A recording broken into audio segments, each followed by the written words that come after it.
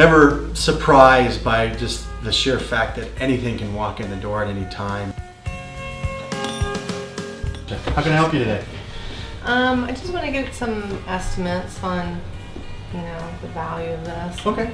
Not sure if I want to sell them or not, but I love it when people bring in a box. Even if I don't know if it's coins, but even they just bring in a box, it's just like, well, what's in the box today? It's pretty cool. This a is neat watch. This is an Omega. Okay. And it was a 25-year anniversary gift to my father. Oh, to your father. Okay, real good. Mr. Jones. Now, this particular watch happens to be 10 karat gold filled. Gold filled actually does have some gold in it, just not very much like your 18 or 14 karat. I'm a big fan of those old watches, but unfortunately we just don't have a market for them. And it's hard, it's very hard to tell people their grandpa's stuff or their father's stuff is not worth anything to me. You kind of have to dance around it. With this type of band as a Speedo, it's a fairly modern band. Maybe in the 60s or 70s or early 80s was the popularity of these Speedo bands. Yeah. There's no gold content. It's all base metal. It's a little different looking, but the watch looks like it's in good shape. No really heavy scratches. The crystal looks like it's in decent shape, and the watch seems to be running pretty well. So as far as the gold value of the watch, it's very minimal. As a piece to yourself, it's going to be worth a lot more to you, just because unfortunately not a lot of people wear these types of watches anymore. So I brought in a piece that was a 25-year anniversary watch. It was valued more to us than actually what the gold value was. Coins have always been worn as jewelry. It's because you have historical significance to a coin, but there's also very much of an art to a coin, and people don't really know it. These people that are designing coins are actually artists, these engravers that are designing these metals that are made into coins. I really love these two necklaces. They have a lot of meaning to me. I've had them for many years, and during the birth of my son I wore them, and so they're very special to me. I've had these since the 70s, and just kind of want to know maybe some pricing on it. Alrighty.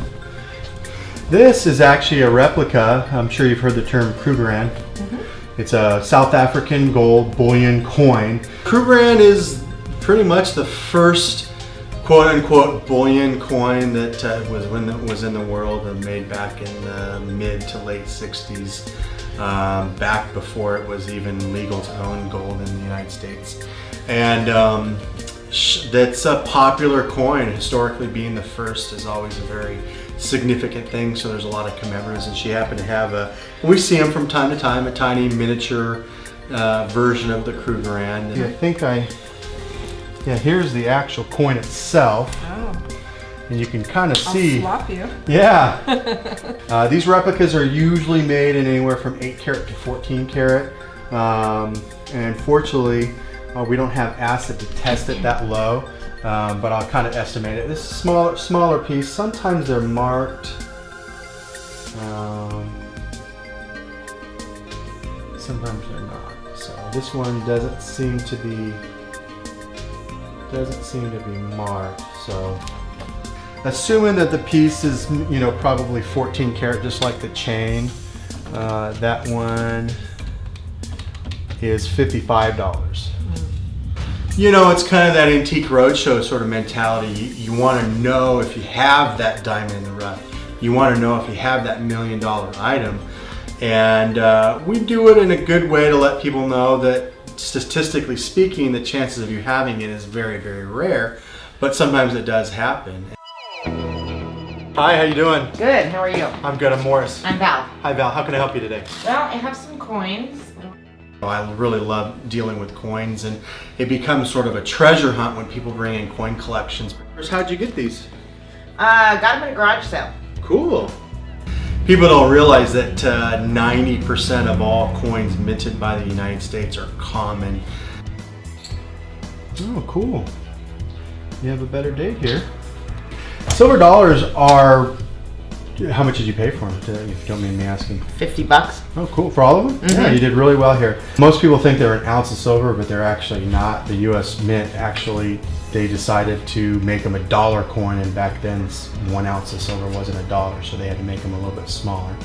So these ones here like this, we pay basically the melt value, $21 a piece. These ones here are a little bit more valuable. They're $24 a piece.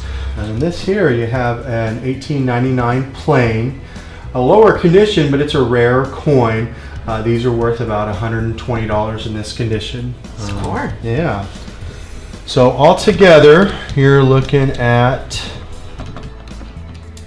$283. Not bad for your 50 Very bucks. good. Okay. Awesome.